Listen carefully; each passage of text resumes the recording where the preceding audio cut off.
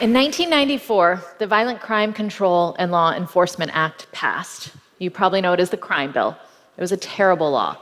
It ushered in an era of mass incarceration that allowed mandatory minimums, three strikes laws, the expansion of the death penalty. It was terrible, but it passed with bipartisan support. GOP House Speaker Newt Gingrich, architect of the Republican Revolution, led the way. Signed into law by Democratic President Bill Clinton. Also in 1994, I was a senior in high school when this bill got passed, and you were likely to find me on the streets protesting any number of causes, including the crime bill. So that's what makes this picture all the more surprising. Newt was not on the top of my favorite person in this country list, but this picture was taken in 2015. This was the start of a movement that would pass a bill called the First Step Act. The New York Times called it the most significant reform in criminal justice in a generation. You know, 1994, Nisha, on the streets, activists might be disappointed in this photo. Some of you might be too. But standing here today, I'm not. This is what I'm here to talk to you about today. This is radical common ground. And I'm not talking about the kind of common ground where, you know, we can talk about how much we love springtime or puppies are super cute. And it's not, you know, compromise common ground. This is common ground that's hard. It hurts. It's the type of common ground where you will be ridiculed and judged. But it's the type of common ground that can secure human freedom. It can save lives. And it's the type of common ground I was born to find. It's in my DNA. My dad was born during the partition in India. After the Indian independence movement, the country was really divided between people who wanted to keep the country together and those who wanted different independent nations. And when the British left, they just decided to draw a line, the partition, and make a new country. This started the largest mass migration, forced mass migration in human history. 15 million people trapped on the wrong side of these new borders. 2 million people dead during the partition. And my dad was the youngest baby in a Hindu family on the wrong side of the border. And like families all around the border, on both sides, they went into hiding. And I was told when I was little about the story of my family in hiding. And one day, when armed men came into the house that they were hiding in, searching for families, my dad started crying. And my grandma started shaking him. And my grandfather, in that moment, he made the choice that he'd sacrifice his son in order to save the family. But luckily, in that moment, he stopped crying. My grandma, she shook him and he stopped crying. And I'm here today because he stopped crying. But I'm also here today because of that Muslim family that took us in. They also were held at gunpoint, and an armed man asked if they were hiding anyone. And they swore on the Quran that nobody was in that house. They chose in that moment when the entire country, everybody in the region, you could hate people who had different politics than you, different religion. You could kill people. That was what was happening. But they swore on their holy book. They chose the shared humanity over politics of that day, and we lived, and we survived. And I start with this story because often people tell me that my mission for Common Ground is the weak position. But I ask, how is that Muslim family's actions weak? Because of them, my dad did grow up healthy in India, and he immigrated to this country. And I was born here in the late 70s. And like most first-generation kids, I was born to build bridges. I was a bridge between the old country and the new. And just growing up, that's what I did. I was a brown girl in the black and white South in Atlanta, Georgia. I was, like, on one hand, the perfect Indian daughter, straight A's, captain of the debate team. But on the other hand, I was also this radical feminist, punk rock activist, sneaking out of the house for concerts and, you know, getting arrested, like, all the time for causes. I was a mix of a lot of things. But they all live harmoniously in me. Building bridges is just natural. And I think all of us represent a mix of a bunch of things. I think we have that ability to find the common ground. But that's not how I was living my life at all. I moved to the Bay Area in 2001, and this was kind of a turning point for me. It was the start of the Second Iraq War. And I was organizing with a bunch of activists, of course, and we were thinking that probably we needed to expand our circle a little bit, that we weren't going to successfully stop the war if, just amongst us. So we decided we'd build bridges, expand our circle, and so the great anarchist versus communist soccer tournament of 2001 was born. That's it. That's how large my circle was allowed to expand. Building bridges with liberal Democrats? Oh, no way. That was a bridge too far. Local electeds? That was a bridge too far. And that was in 2001. And I think you'll agree with me now, in 2020, it's gotten even worse. That division, that tribalism, we won't sit down at dinner with people who voted differently than us. We see a mean tweet from our best friend, a tweet that doesn't fit with our worldview, and all of a sudden they're canceled. The purity politics of the moment, gone. I sometimes wake up, I don't know what we're going to do. And people will ask me, how do we do that? But I know about common ground. I feel like we can build those bridges. But it's not easy.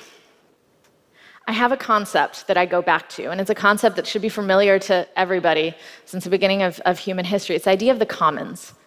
This shared place in the center of town square, the quad, but it's the place where you come together, your community, and you can listen to people on soapboxes with different ideas, and you can be very different, but you come together because you know together we're stronger than being apart. And today when I think of the commons, I extend it to kind of the resources we all share, collectively owned, like the air we breathe. I think of schools, parks. I think of the intelligence we share. We can share in libraries or the internet. And I think the internet's important. In this digital age, that shared humanity, that access to be together in the commons is at our fingertips. But we're not using it that way. We're not coming together. To choose that path towards the commons and to be with each other, you also have to choose love. That's a hard thing. But I know you can't go to the town square filled with hate for the town. You can't lead a people you don't love. You can't lead a country you don't love. And I don't think you can change the world and say, I'm only going to change it for the people just like me, my own circle of friends, not for the people I hate, not for them. It doesn't work. It's a terrible strategy. It doesn't work. But that's what we keep doing. I see it every single day. These silos are just getting stronger.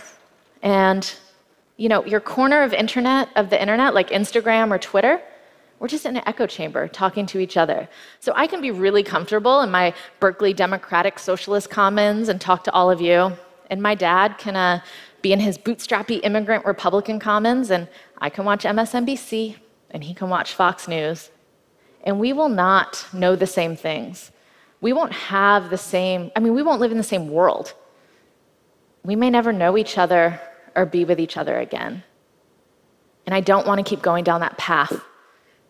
And I know we can get back to a better path. I know we can find our way to the commons. And I know that because I had a front row, first-hand look at the ability to do it and do it on a large scale. And so I want to get you back to the First Step Act and criminal justice reform. I interviewed for a job with Van Jones about 7 years ago. And he's been a mentor and my boss, and he's actually an inspiration behind a lot of this in this speech. And he told me that we were going to pass bipartisan criminal justice reform. And I laughed because I thought that was an oxymoron. I was in the streets, go figure, at the Republican National Convention in 2000 in Philadelphia, and we were protesting the criminal justice system. And there were no Republicans on the streets with me at that protest. I remembered the crime bill. I lived through the tough on crime era. I didn't see it. But he saw it and he walked me through it. He saw me and people like him on the left, who it's always been an issue of dignity and justice, that this system has been racist since the start and discriminating against poor people and people of color. And it's an issue of justice and dignity. So there we were. But he also saw something different from our colleagues on the right. The fiscal conservatives, they had an economic incentive to do it. They saw a system that cost the taxpayers a whole lot of money and was getting terrible results, and it wasn't making the communities any safer. The libertarian right, who believe in less government, saw an expansion of government control, an expansion of the police state. Mass incarceration is antithetical to who they are. And the religious right, second chances, redemption. These are values that they hold dear. In the criminal justice system, you can't see those anywhere. And so there was common ground to be had. And that's what we set out to do. And under the leadership of the formerly incarcerated folks who have been leading this forever, we built this bipartisan coalition to pass criminal justice reform. 87 senators voted in favor of the First Step Act. And yeah, President Trump signed it.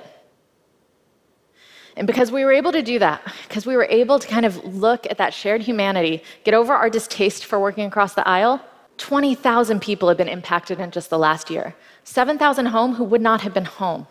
17,000 years of human freedom restored just in the last year. Yeah.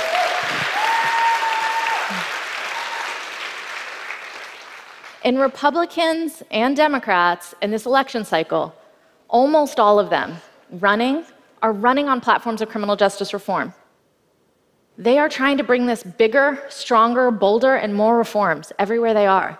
That wasn't possible during the tough on crime era. But I also look at this. These are the people coming home. In my office, we get a video like this almost every day. Thousands of people coming home. And when people tell me that common ground is the weak position, or that my love for the people, or my belief in our shared humanity is naive, or that if I work with folks across the aisle, that I'm somehow getting taken advantage of, I just look at this. I look at the people. I say that to the folks coming home. Say that to those 2.2 million people that are still behind bars. And so now, our challenge is to make this possible across a whole bunch of other issues too. Human rights, immigration, all sorts of things, healthcare, mental health. I think there's common ground to be had, but it's not easy. If you want change in a large scale, you need large movements. And that means our circles have to be bigger. And it's not easy being a lefty working across the aisle. I certainly get my fair share of hate mail. But I think that that's exactly the radical approach we need right now. And so this is Jenny Kim.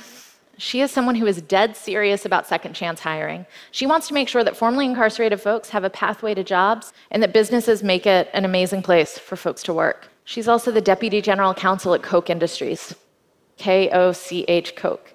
She's an amazing organizer, and I'm proud to work with her on this issue. And an issue I care deeply about, and probably a lot of you do too, climate, which seems divisive. Seems like there's no common ground to be had there. I think there is. Trump's own Department of Defense this year released a report saying that all future wars were going to be wars about resources, wars about climate. And so, yeah, I want to find partnership with the military. And I used to be the national director, national organizer for the War Resisters League, the oldest pacifist organization in the country. But if there's common ground to be had there, yeah, I'll partner with them. It's not easy. The approach means we need to find love. We need to get back to that shared humanity and that commons. But I know this love, it doesn't just get us through Thanksgiving dinner.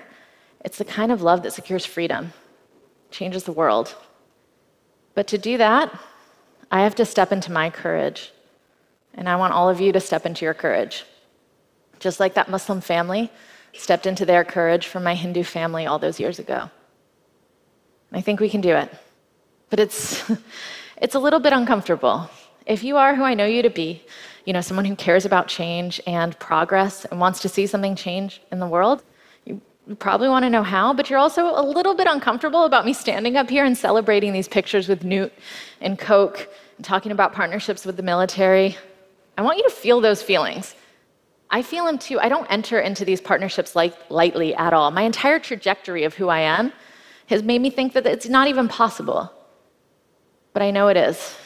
That feeling, that discomfort, that's preceded every major breakthrough in human history ever. That's that feeling that comes before a moonshot. And so I want to make you even a little more uncomfortable. I want you to think about an issue that you care deeply about, something that you want to see changed on a national or global scale. Think big. What would resolution look like? On a large scale, what would it look like to solve that problem? And can you get there with just your circle of friends? I know you can't. The anarchist communist soccer tournament isn't going to help bring about that change. So I want to think about how can we expand that circle a little more? Where is there common ground to be found? Can you think of any unlikely allies, strange partners? Further than that, who's in your way? Who's stopping you from finding that common ground? And is there room for them in that circle? I think there is. I think we have to be able to find it at this scale. And it means that we're going to have to step into that courage and include people, hold our vision so strong, know that justice and freedom is so important that we're able to include more people. Love the people who might not love us back. And so I want to ask you, who's your Newt? Who's your Coke? Who's the military in your story? And I want you to choose that common ground. Thank you.